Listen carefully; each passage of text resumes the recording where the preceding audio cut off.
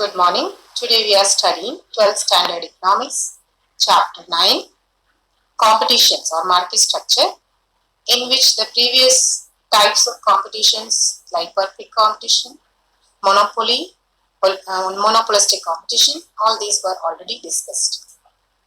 Today we will discuss the left out oligopolistic competition. Let's see what is oligopolistic competition is.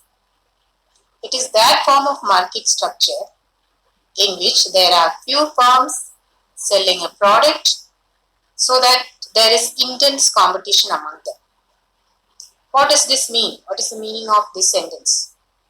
Oligopolistic market structure is a type of market form where very few firms will be there. Whenever we talk about few, there will be countable numbers in fingers. Generally, we intend to very few number of firms, maybe 2 to 10. They produce a product or a commodity, and being few in numbers, their share of supply is large and they compete with one another intensely. Let's examine what are the features of oligopolistic competition.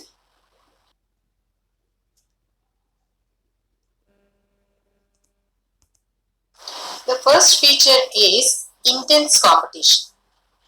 In oligopolistic market, there are very few firms, as I already said, and their share of supply is large. Each firm supplies a major share of total supply. So they are in intense competition among one another. And their influence of market price also is significant. Each firm is a rival for the other firm. Any change in the output or price of one firm will largely affect the market and competition of the other firms. And it is one of the highest forms of competition among few sellers.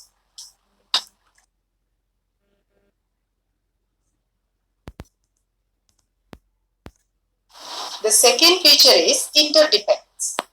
Each firm in oligopolistic competition is dependent on one another, especially when decision making is concerned.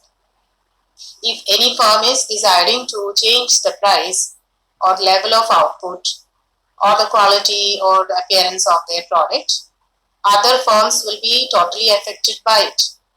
Each firm in oligopolistic market is the rival of other firms. So whenever one firm take a decision regarding changing price, output, etc., other rival firms also will have to retaliate. They will also change price, output, and whatever changes have taken by the others. So this interdependence and very specific and distinguished feature of oligopolistic market. Regarding the nature of the product is concerned, which is the third feature, oligopoly firms may produce homogeneous product also, or they may produce differentiated product also. Both are possible in oligopolistic market.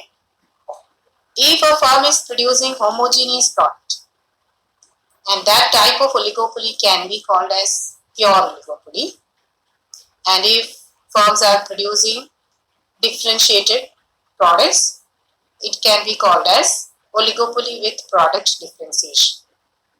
One example we can give for pure oligopoly which produces homogeneous product.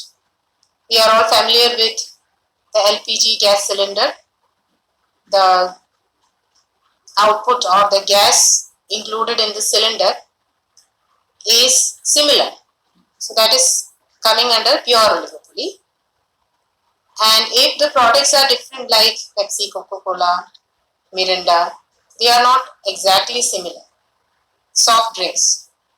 So this market can be called as oligopoly with product differentiation.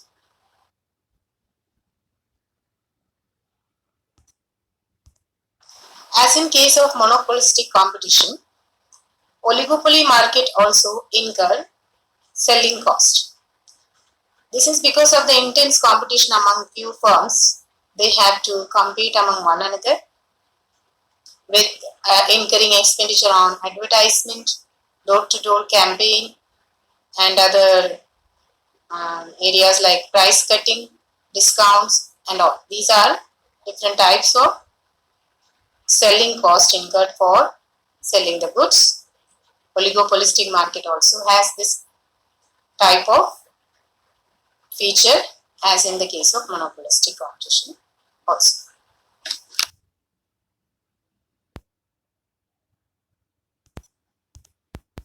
Based on the determinant of freedom of entry and exit, another important feature of oligopolistic competition is barrier to entry. Barrier to entry means there is no freedom, but it is not that closed entry is there. There is little bit freedom may be there for those competitive firms, but there are maximum restrictions, man-made or environmental or legal, many restrictions are there. That is why many firms will not be able to enter into this market. Otherwise, the characteristic of oligopolistic market will not be existing. So these barriers are, some of these barriers are large scale production, cost advantage, hold over important inputs, patency rights.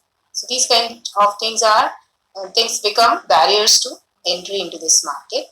That is why these remain only few.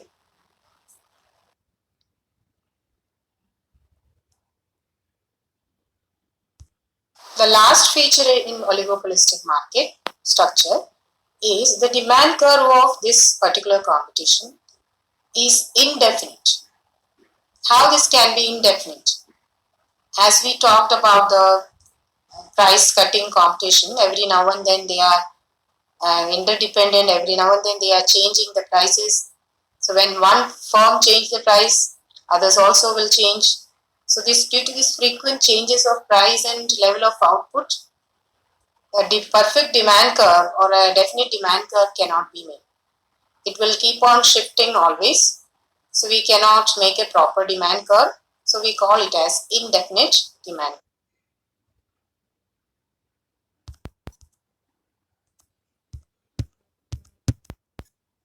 Now when we have finished the producers competition or sellers competition or the four, perfect competition, monopoly, monopolistic competition, oligopoly, all these are finished. There exists one more, buyers competition, which we'll just try to know what is the buyers competition.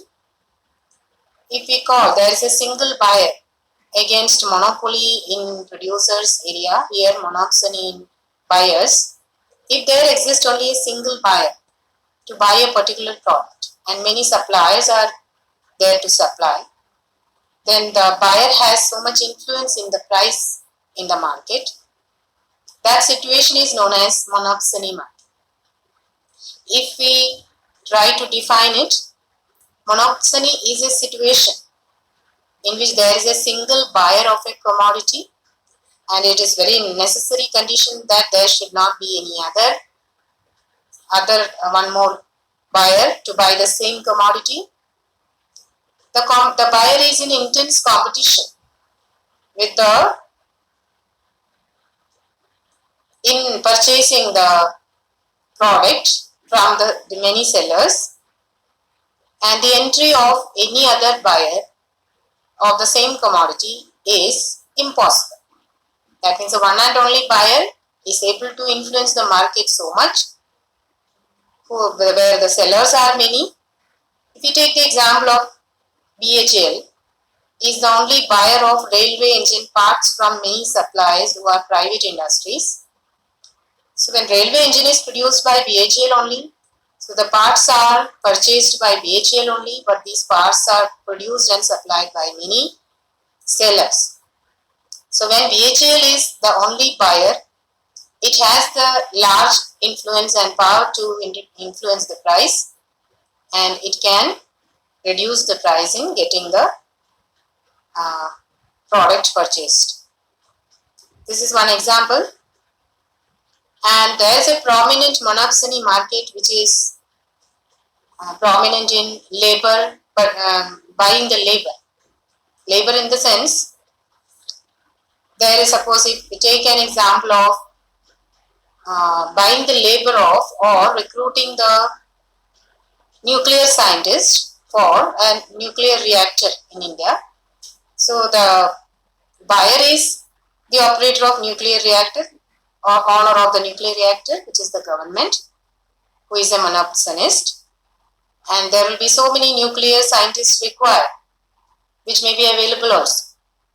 So it has the power to bargain for the labor charges. Or sugar mills. Sugar mill is only one in one particular area where sugar mill is situated nearby the sugar farms. Those people who want to work in the sugar mill are many, laborers are many, and the sugar factory has the power to bargain and reduce the labor charges of all those many laborers who want to work in the sugar factory. So in this way, the buyer also can exert influence in the market price. If they are only single, more are the buyers, they can have less influence only or no influence at all. This is how we have concluded all types of competitions. And when we talk about the demand curves of different types of competition, we can talk about three demand curves or average revenue curves. For perfect competition, its demand curve is a straight line parallel to x-axis. That means whatever the same price, whatever quantity can be sold. And monopolistic competition, it's a normal demand curve, but it is flatter. That means they have to reduce price for selling more output. And a monopoly market demand curve is steeper. They will be ready to sell more for much lesser prices. They can do it because they are the sole producer and seller.